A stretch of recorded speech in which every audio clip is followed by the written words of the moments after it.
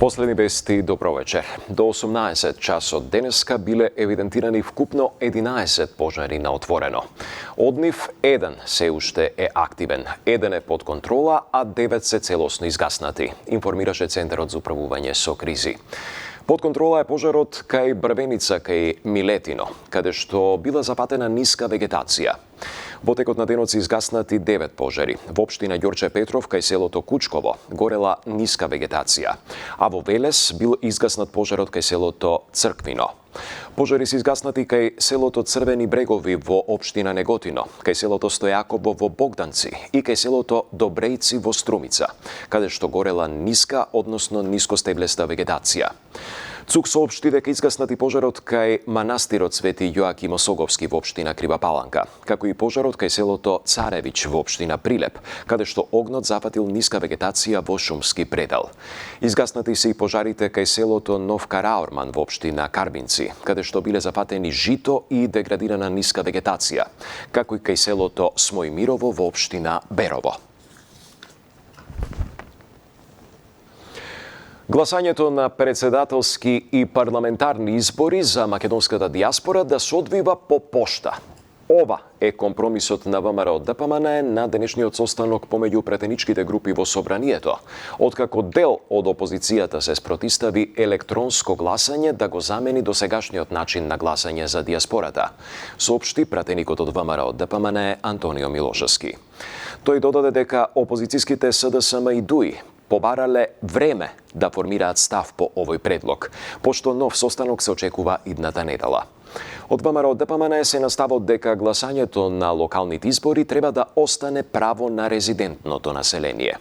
Меѓутоа, од Алијанса на албанците од крилото на села инсистираат дека постои голем интерес кај иселените нашинци да гласаат, а доказ за тоа е големиот број од нив кои со автобуси и авиони се враќаат во татковината за време на избори.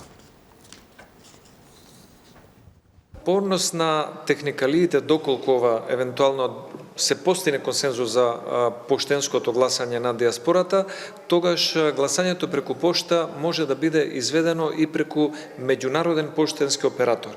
Тогаш Државната изборна комисија нема да бира изведувач кој што би имал национален предзнак, иако не е ни тој исклучен, но тој поштенски оператор кој што ќе може на меѓународно ниво да биде најоперативен и навремено и безбедно да ги достави материјалите до регистрираните гласачи и истите потоа да ги дистрибуира до Државната изборна комисија на пребројување, би бил веројатно и најприфатливиот. Можноста на гласање преку пошта за која и ние се согласуваме, но битно ни е да не правиме дискриминација на граѓаните кон изборните процеси, председателски, парламентарни и локални избори.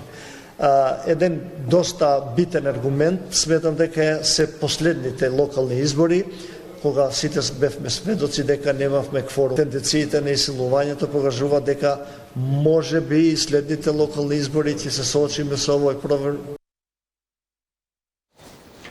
Најновата анкета на Market Vision покажува тројна предност на ВМРО ДПМН пред СДСМ и 4 пати поголема доверба за премиерот Мицкоски во однос на Филипче. Иако опозицијата реагира дека истражувањето е нарачано од паника, Мицкоски порача дека високиот рейтинг нема да биде повод за предвремени избори. Овие бројки доаѓаат во екот на владината реконструкција, која што СДСМ ја оцени како чист политички театар. Ивана Стојановска. ВМРО ДПМН е со тројна предност пред СДСМ, а премиерот Мицкоски со 4 пати поголема доверба од Филипче, покажува последното испитување на јавното мислење, спроведено од Market Vision за МКДМК. Најголем број од испитаниците, 20,5%, се изјасниле дека на наредните избори ќе го дадат својот глас за партијата ВМРО ДПМН. 6,2% за СДСМ, 5% од анкетираните би гласале за ДУИ, нешто на 4% за Влен, 3% за Левица и 1,5% за Движењето Знам. 28% се изјасниле дека нема да излезат на гласачките места, а околу 11% не сакале да откријат за кого ќе го дадат својот глас. Процентуално од оние кои откриле, речиси половина би гласале за ВМРО ДПМН, 15% за СДСМ, 12% за ДУИ, 10% за Влен. Анкетата покажува дека најголема доверба меѓу лидерите ужива Христијан Мицкоски со 23,3%.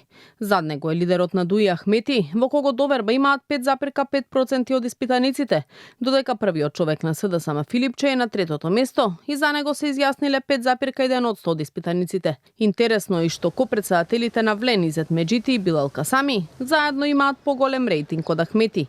Премиерот Мицкоски во неговиот висок рейтинг, како и рейтингот на партијата, не гледа мотив за барање предвремени парламентарни избори, но не ја исклучува таквата можност, доколку тоа го побараат другите партии. За нас останува стратешка цел да го доиспорачаме она кое што сме се обврзале пред граѓаните, вакви објекти, да санираме последици од минатите децении катастрофа која што се случувала во држава. Инаку ние се целиме кон пол мандат, односно кон 4 години. Сега, доколку има политички сили и мнозинство во парламентот, ВМРО-ДПМН е подготвен да излезе на избори во секое време. Во анкетата испитаниците биле прашани да се изјаснат и за евроинтеграциите, при што високи 80,3% одговориле дека се за влез на Македонија во ЕУ со статус на земја наблюдувач и без право на вето, модел за кој се погласно се разговара во рамките на Унијата. А против ваквиот модел за членство се изјасниле само 8,4% од испитаниците. Од СДСМ пак реагираат дека анкетата била нарачана, бидејќи власта била во паника, поради тоа што не можела да се справи со катастрофалната состојба во економијата. Анкетата на Market Vision е спроведена телефонски на 1200 испитаници во периодот од 10 до 27 јуни. Ваквото истражување на јавното мислење доаѓа на 2 години од мандатот на оваа влада и во момент на реконструкција на владиниот состав и промени во 8 ресори. За предложените министерски имиња и реконструкцијата на владата, пратениците ќе се изјаснат в понеделник на пленарна седница, закажана за во 11 часот. Од СДСМ пак велат дека она што власта го представува како освежување на владиниот состав е чист политички театар, во кој се менуваат министрите, но не и политиките.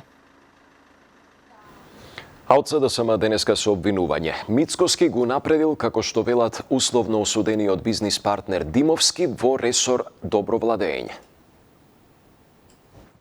За ресорот добро владење Мицкоски го планира Димитар Димовски. А кој е всушност Димитар Димовски? Долгогодишен бизнис партнер на Мицковски во хидроцентралите. Прво Мицковски го постави до себе во влада како секретар за јавни политики, а сега го унапредува.